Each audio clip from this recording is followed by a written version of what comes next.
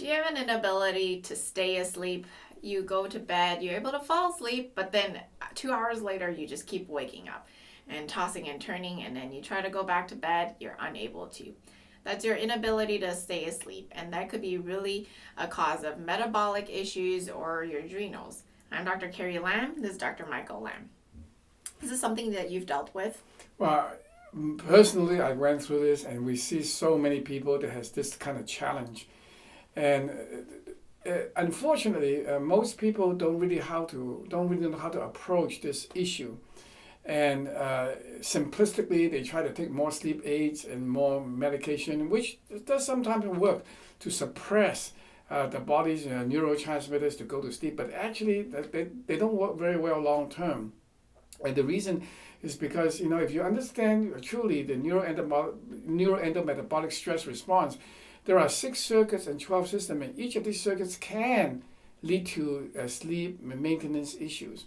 So, for example, if you have a high cortisol in the middle of the night that spike up too early, instead of about 4 to 6 o'clock, it spikes up at about 2, 3 o'clock. Then in the morning, then you will have this problem. Similarly, if you have a blood sugar imbalance, that you have a sugar spike in that period of time, then you're going to wake up. Hormonal issues can be driven by estrogen, progesterone that comes on in the middle of the night. Hot flashes can wake you up. The other things include neurotransmitters such as the sympathetic nervous system that becomes activated for stress. Even wild dreams or nightmares can cause these type of situations. So there are many, many reasons, and what we do is to really have to understand that each time you have this sleep maintenance issue, take the opportunity to really look into the root cause.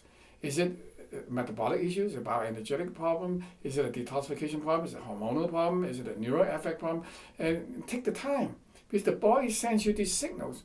The problem is that most people don't understand these signals, so we deal with this issue by giving challenges to understand how the body responds.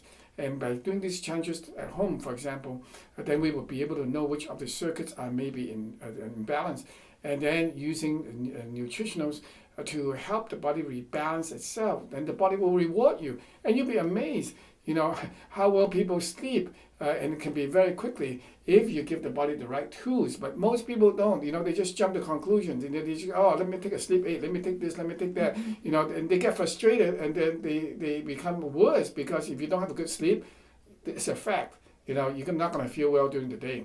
Right. But you really have to take a step back and look at it systematically, comprehensively, not just throw things at the body. So let's say someone has the metabolic issue of feeling hungry, and when their sugars drop low, that's why they wake up in the middle of the night. So that's in the bioenergetic circuit. What can they do about that? Well, so first of all, if you wake up in the middle of the night, you ask yourself, for example, well, do you feel a little hungry? Do you feel a little, if you do, then hey, maybe you can take some food right before you sleep, something that's high in protein, high in fat, that does not break down very quickly, and then see whether that responds. Almond milk and nuts, nuts, even eggs can be very helpful. Mm-hmm.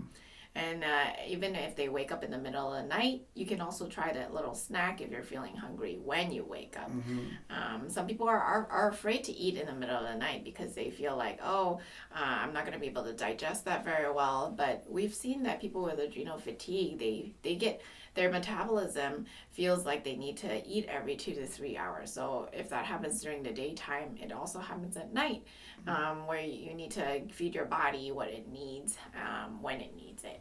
Yeah, of course, if you've already tried some of these tips and you still have problem, then we have to go further. We may have to do a cortisol saliva test in the middle of the night to see where your cortisol level is at.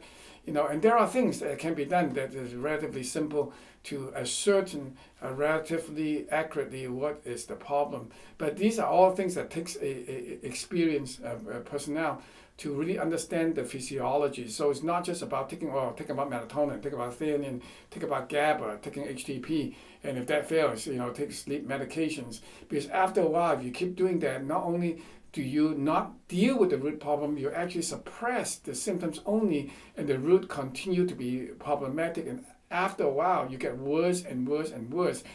Sleep is so important, because without sleep, you're not going to be able to revitalize yourself, because the body uses that time in the middle of the night to rejuvenate. And how are you going to rejuvenate if it doesn't get the rest? So I understand, and we deal with this problem, and we help a lot of people with this problem, trying to give them a holistic approach, solve the problem, have a blueprint to understand, go through each one of the circuits, and by and large, you'll be surprised how much the body will reward you.